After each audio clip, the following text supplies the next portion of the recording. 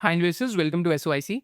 तो आज हम एक बेयर मार्केट में चल रहे हैं जहाँ पे मीडियन स्टॉक्स का drawdown is close to 28 to 30%। माने वैसे अगर आप देखेंगे ऑलमोस्ट 44-4500 स्टॉक्स में से तो 3 out of 4 stocks are down by 28% in the stock markets over the last 1 year. तो मार्केट ब्रेथ तो आज बेयर मार्केट इंडिकेट करती है, बट इंडेक्स के अंदर बेयर मार्केट नहीं दिखती बिकॉज इंडेक्स के अंदर हैवी वेट्स रहते हैं, इंडेक्स मैनेजमेंट भी बहुत हो रही होती है। What looks at an index की इंडेक्स फ्लैटिश दिखेगा या तो -5 या -7% दिखेगा, बट इन पेन ज़्यादा बढ़ जाती है when you come towards a lower end of the market capitalisation. So in this video, what we'll do is that we'll be discussing 4 indicators when it comes to looking at when the markets could bottom out. कि what are those indicators and these indicators could help you to plan your lump sum investments as well. तो एक तो हम indicator की बात करेंगे, perception indicator की। Perception indicator कैसे देख सकते हैं। फिर एक हम बात करेंगे अर्निंग्स इंडिकेटर की कि अर्निंग्स इंडिकेटर कैसे देख सकते हैं। फिर थर्ड हम बात करेंगे वैल्यूएशन इंडिकेटर की कि वैल्यूएशन इंडिकेटर कैसे देख सकते हैं। एंड फाइनली हम बात करेंगे इकोनॉमिक इंडिकेटर की कि इकोनॉमिक इंडिकेटर कैसे देख सकते हैं। So these 4 indicators will help you to get an idea कि when the markets could sort of start flattening out, when this downtrend could end in the broader markets, and whenever the next upcycle starts. Because our idea is just to look at these indicators to get a probability sense कि अब market has started in a phase where it has started bottoming out, right? So with this video, you'll have a process which you can use in next multiple years, which will help you to figure out when to plan your lump sum investments, SIPs, and which will help you to look at equity as an asset class. With this, let's start. If you're excited for this, do drop a hell yes in the comment section below, and wishing you and your family a happy Republic Day.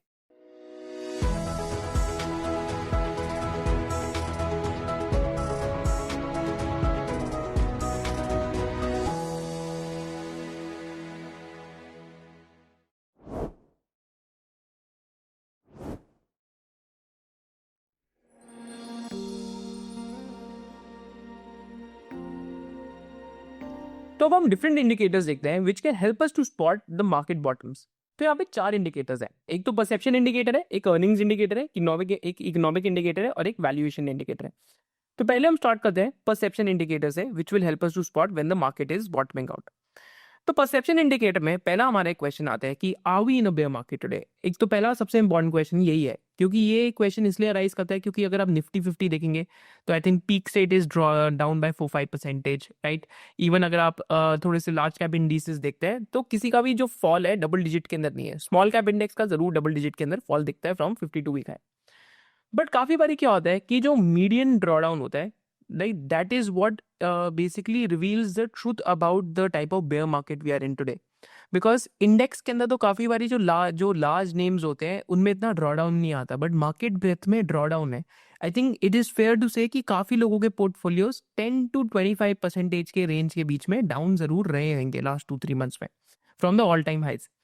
तो यहाँ पे mister Amit Jaswani ने post करा था Twitter पे, just for benefit of everyone, sharing NSE all stock median drawdown in correction over the last 20 years. Indexes are calculated on free float, may not always show the true picture. Right, तो median drawdown, right, अगर हम check करते हैं कि on an average एक stock का market के अंदर क्या ड्रॉडाउन है आज। So this is versus the past bear market cycles as well, right. तो जितनी भी बेयर मार्केट साइकिल्स हुई हैं तो this will give you a very good hint. देखिए 2008-2009 वाज एक्सट्रीमली पेनफुल, तो एवरेज स्टॉक का एक ड्रॉडाउन -78% था। आज वैसा एनवायरमेंट तो डेफिनेटली नहीं है। 2010-2011 में नंबर 47% था, but after that the market volatility in India has dampened. तो 2013 में ये नंबर 32% था। आई थिंक इंडियन मार्केट आज काफ़ी रिसेम्बलेंस है 2011, 12 और 13 मार्केट में। लाइक जो क्वांटिटेटिव ईजिंग हुई थी और टेपर टेंट्रम हुआ था तो करेंसी फ्लक्चुएशन इंडिया में बहुत थी, तो India lost, like Indian rupee lost a lot of value against USD. तो अभी भी फॉरेक्स डेप्रिसिएशन बहुत हो रही है, बट इस टाइम पे 32% मीडियन ड्रॉडाउन था, राइट। 2018 के अंदर 38% के आसपास था। 2020 के अंदर ये नंबर 46% था क्योंकि कोविड क्रैश आया था। 2021 टू 2022 में नंबर 19% था, जो 21 टू 22 की बेयर मार्केट साइकिल थी। And this number between 24 to 26 is already at 30%, right. अगर हम पास बेयर मार्केट्स देख रहे हैं, अगर हम 2013 वाली बेयर मार्केट देखते हैं जब like Indian rupee loss a lot of value against USD, तो ऑलरेडी वहाँ पे 32% था। 2018 में 38% था। We are already at 30% today. Right. तो जस्ट सीम्स कि अगर हम यू शेप बेयर मार्केट में, दो तरीके की बेयर मार्केट होती है, एक वी शेप और यू शेप्ड। जैसे कोविड की bear market V shape bear market थी, पर आज हम यू शेप बेयर मार्केट में जो slow and grinding in nature है। Just looking at the past just seems that we are getting towards the end of the medium drawdowns which there is, because bulk of the drawdowns we have already seen. तो एक तो हमें ये data दिखता है। फिर हम second data point पे आते हैं कि जब हम मार्केट ब्रेथ में ड्रॉडाउन्स देखते हैं तो एक्चुअली में क्या ड्रॉडाउन है, और फिर हम स्पॉट करेंगे कि टेक्निकली हम कौन सा टूल यूज कर सकते हैं। तो companies drawdown from 52 week high देखते हैं, तो out of 6070 stocks, so we were doing this on stock scans, तो 9% of the companies are down by more than 60%। 30 to 40% जो डाउन कंपनीज है 20% है। 28% of the companies are down by 10 to 30%, and between 40 to 60% drawdown 29% है companies का।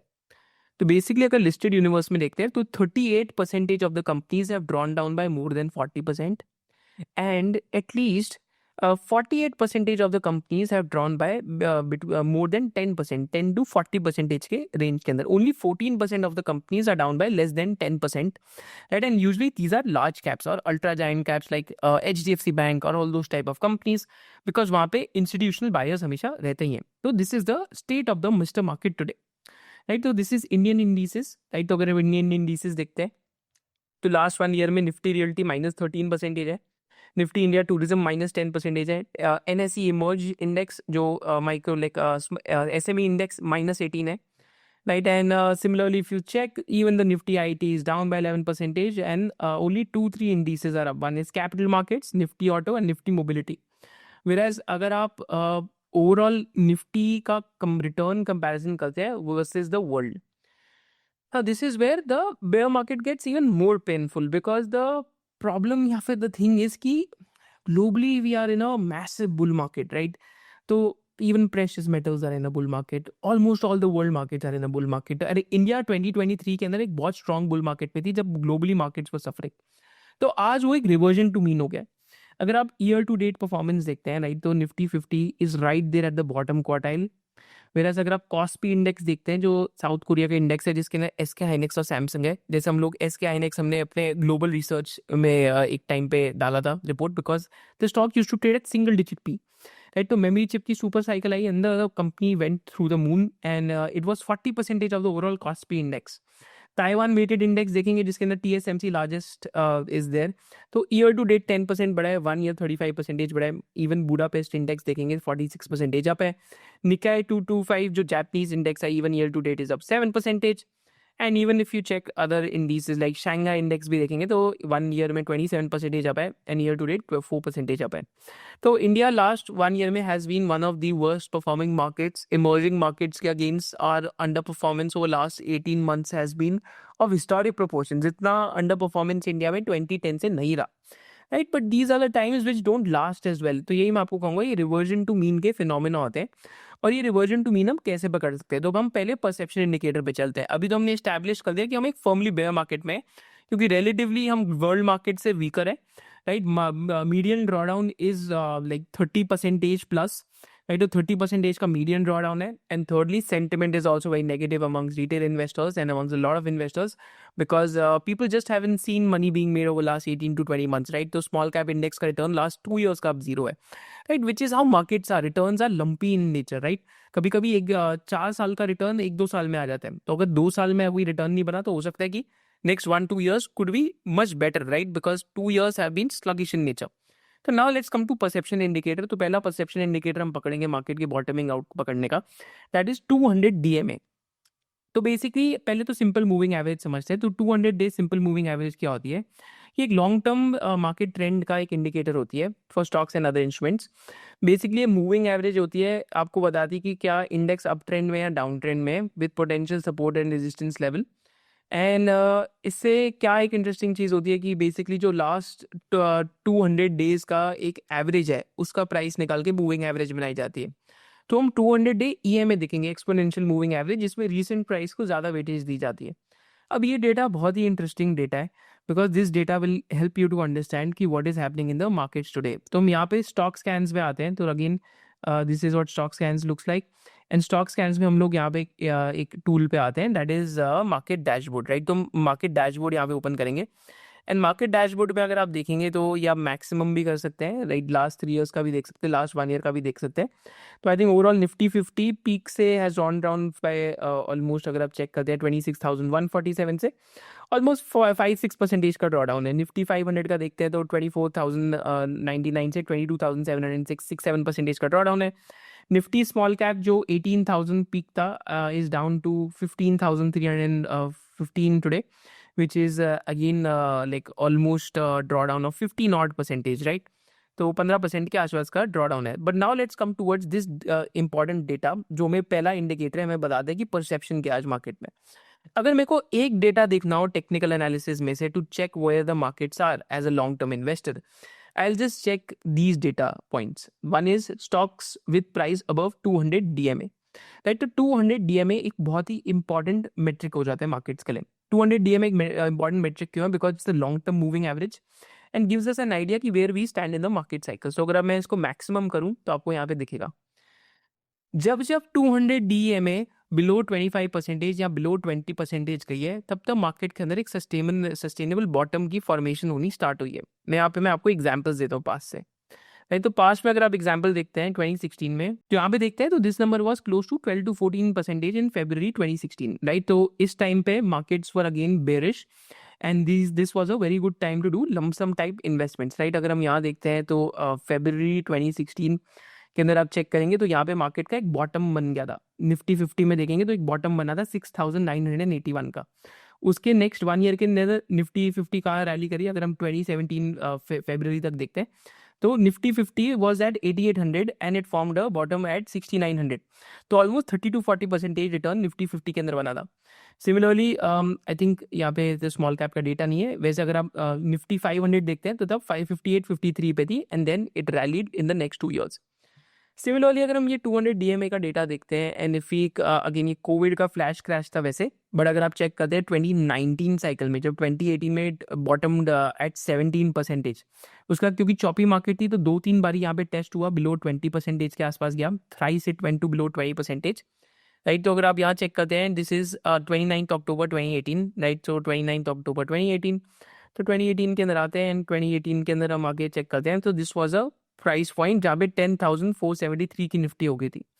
Fast forward to 3 years from there, right. So अगर हम 3 years का वहाँ से कंपैरिजन करते हैं, दैट इज अक्टूबर 21 तक जाते हैं तो निफ्टी वाज एट 18,339, तो almost a rally of 80% in absolute terms in Nifty itself, right. तो again bottom formation happens, right. तो even though it tested the bottom twice और thrice, but this was a sustainable bottom that got created. Now similarly COVID के अंदर आते तो Covid में number तो 2% के आसपास, लाइक कोविड में जो नंबर था this went to 5%, so it was very low, right. So this is covid time was 23 March 2020। तो 23 मार्च 2020 के अंदर अगर हम निफ्टी चेक करते हैं तो it was at 8,745।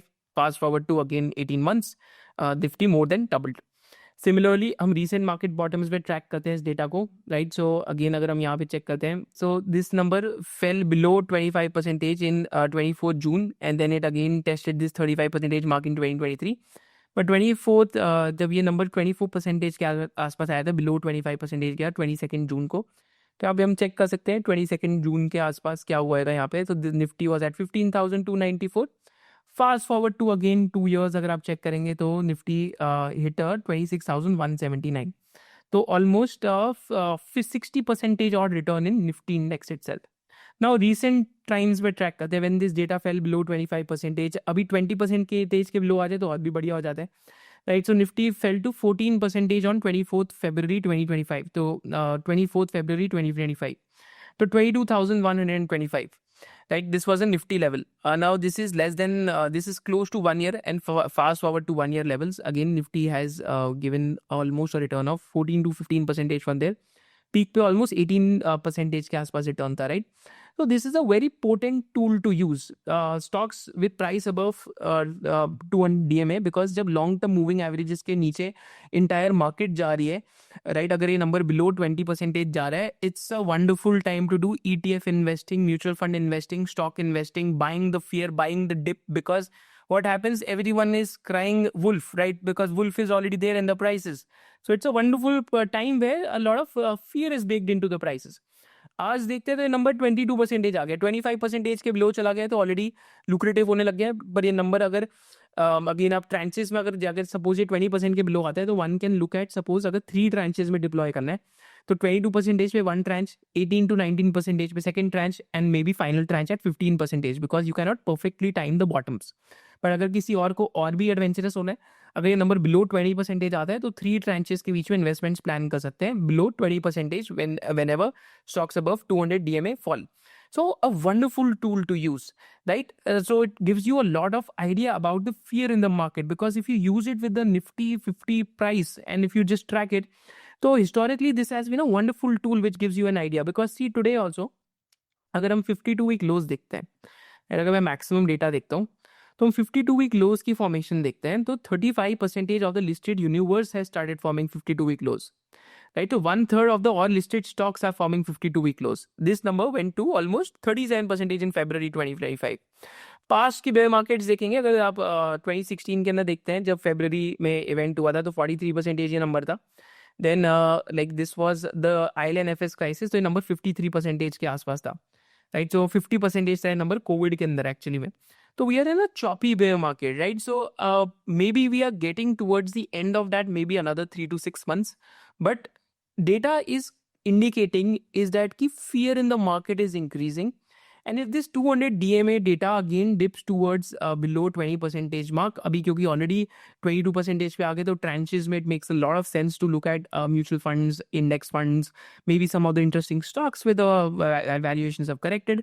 But I will use these long term moving averages which can really help me to identify wherever the market correction is happening, right? So this data is included in StockScan, so you can subscribe to StockScans. Link for subscribing to StockScans and a one time discount code is there in the description below. But this is a must use market dashboard which will really help you.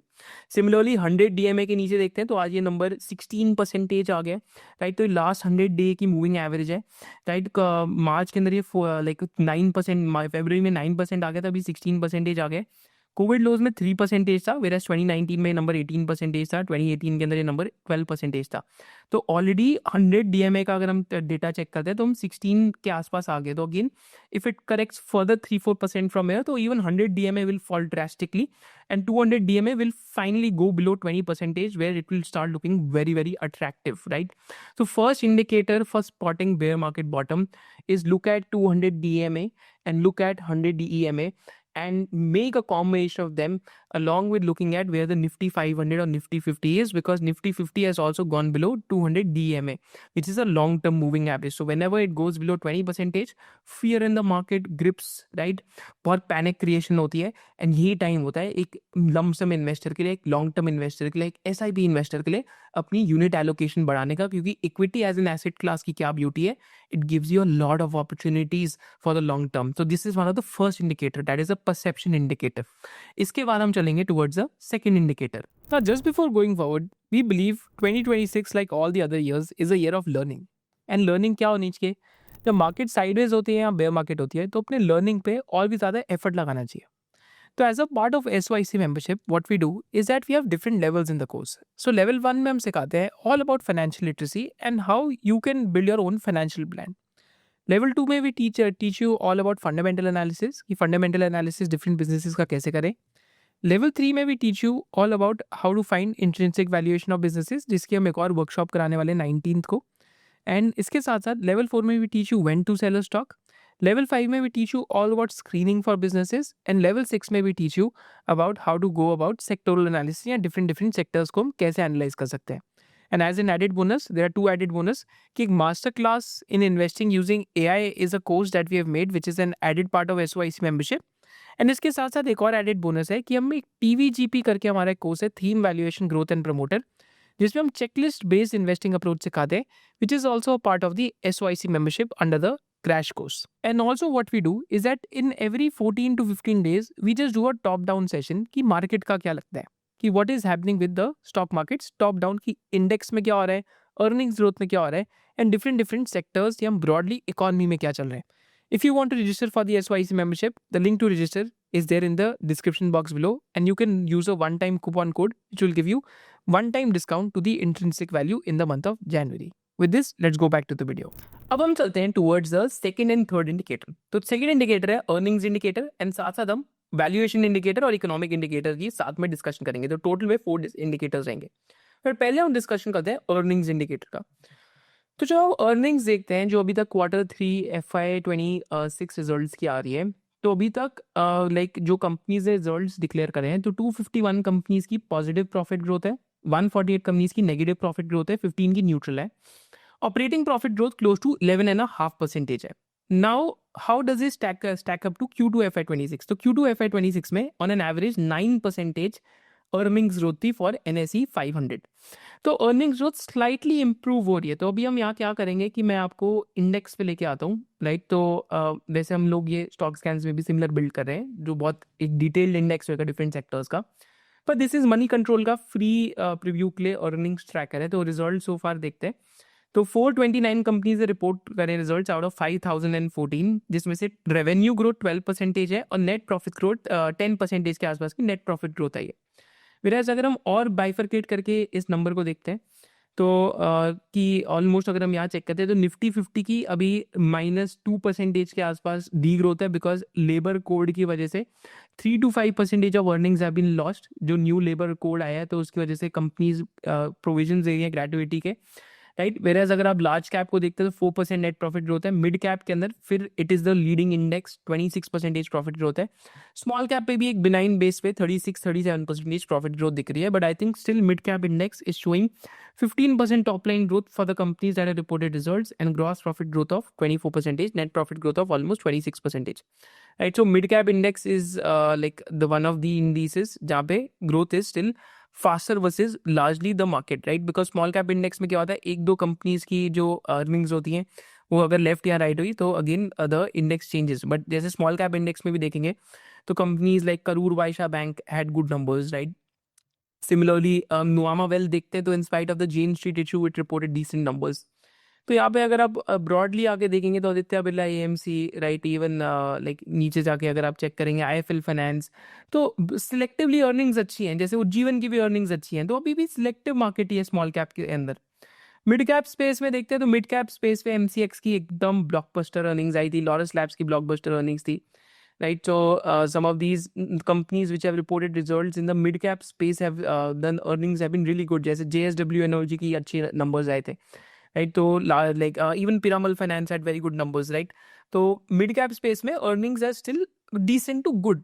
तो earnings seems to be picking up, right? अभी मैं ये नहीं कह सकता कि completely out of the woods है, क्योंकि अभी ये डेटा बहुत रिसेंट है, बिनाइन है, राइट। ये सिर्फ 429 कंपनीज का है, एटलीस्ट 2000 कंपनीज का आएगा, तब आके मैं आपको एक वर्डिक्ट दे पाऊंगा कि whether earnings growth is picking up और नॉट। बिकॉज जब ये नंबर प्रॉफिट ग्रोथ का 14-15% पे अगर आ गया निफ्टी 50 कंपनीज में, राइट, जो FY27 में सेल साइड की एक्सपेक्टेशन है कि 14-15% पैट ग्रोथ आनी चाहिए निफ्टी 50 कंपनीज की, तो मैं मानूंगा कि मार्केट की अर्निंग्स रिवाइव करने लग गई है, राइट। तो वो एक नॉमिनल GDP ग्रोथ से लिंक्ड है, जो हम ब्रॉडर इकोनॉमिक सिग्नल्स में देखेंगे।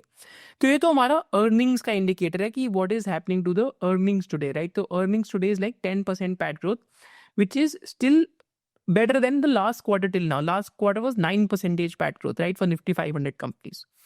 अब हम चलते हैं towards the valuation parameter and साथ साथ नॉमिनल GDP पैरामीटर, राइट। तो पहले मैं आपके साथ वैल्यूएशन पैरामीटर के डिस्कस करूंगा, फिर मैं नॉमिनल GDP पे आके डिस्कशन करूंगा। अब वैल्यूएशन पैरामीटर में बहुत सारे पैरामीटर्स हैं, बट मैं सिर्फ 2 पैरामीटर्स पे अपने आप को लिमिट करूंगा। तो ये निफ्टी 50 का डेटा है एंड इसमें मैं सिर्फ अपने आप को P रेशियो और प्राइस टू बुक वैल्यू के ऊपर लिमिट करूंगा, डिविडेंड यील्ड पे लिमिट करूंगा, dividend yield and price to earnings पे।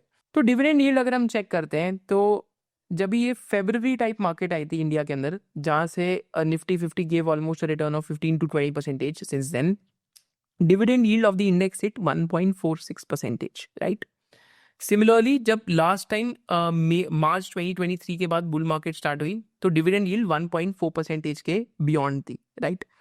कोविड टाइम पे तो डिविडेंड यील्ड 1.88% चली गई थी, but very rare to see that. But even 2019 के अंदर जब मार्केट बॉटम करके एक अप मूव में आने लगी, तब डिविडेंड यील्ड 1.4% के आसपास आ गई थी। तो 2019 में मेरे को याद है कि in mid 2019 to late 2019 markets bottomed out and for 4-5 months we had a very good run in the market, but then we had a COVID type scenario which was a V-shaped recovery which took place, right?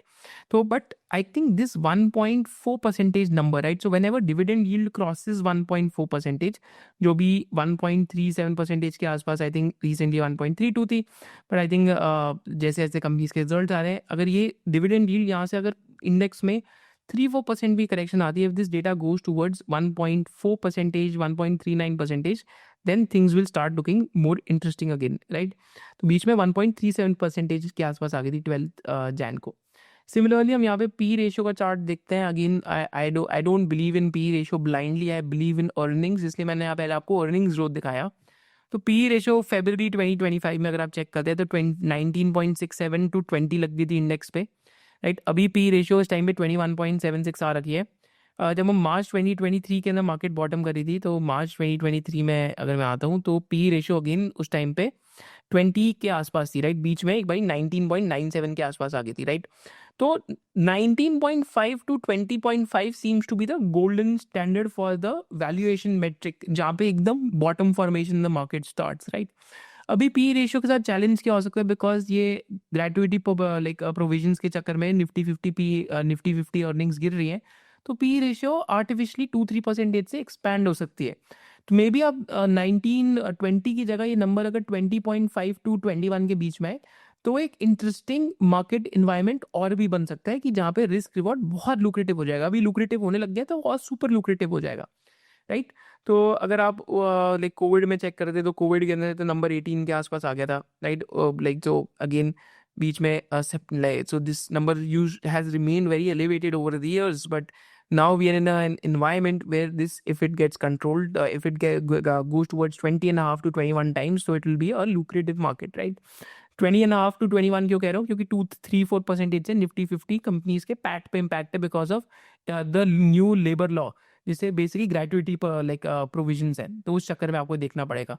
तो valuation not too far away, 200 DMA, not too far away from the fear, and earnings slightly picking up, earnings are improving. Now coming to the final indicator, that is the economic setup. कि economic setup क्या है, जो हमने indicators देखे, तो indicators के अंदर अभी तक हमने देखा कि we learned about perception indicator, earnings indicator, valuation indicator. Now finally coming towards the economic indicator.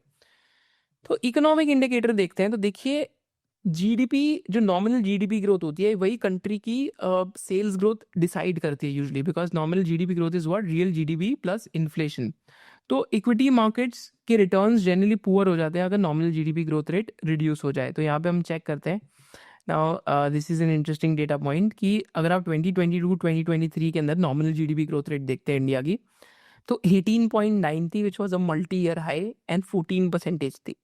FY24 में भी ये नंबर काफ़ी डिसेंट था, 12% के आसपास. लास्ट 2 ईयर्स में रिटर्न्स पुअर क्यों दिख रहे हैं, because nominal GDP growth rate India के अंदर सिंगल डिजिट हो गई है. इंडिया जैसी कंट्री के अंदर double digit nominal GDP growth rate चाहिए ही चाहिए, तभी कॉर्पोरेट्स के पास प्राइसिंग पावर आती है. तो FY27 में एक्सपेक्टेड है कि nominal GDP growth rate double digit के अंदर आ सकती है as the inflation number revives.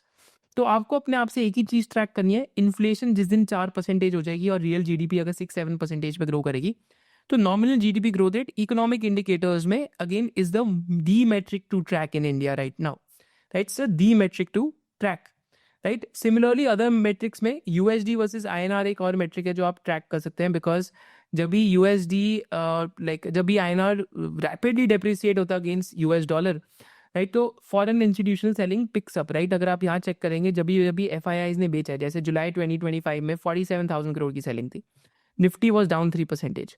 अभी तक जनवरी में 36,591 करोड़ की सेलिंग है, तो निफ्टी इज डाउन 3.7%. जब अक्टूबर 25 के अंदर सिर्फ 2,300 करोड़ की सेलिंग थी, तो Nifty was up actually by 4.5%. Right, so whenever the depreciation of the Indian rupee accelerates, then it leads to higher FII selling. So we have to remember this कि अगर FII selling increase होती है, so that is where the Nifty 50 और the Nifty 500 index goes under pressure.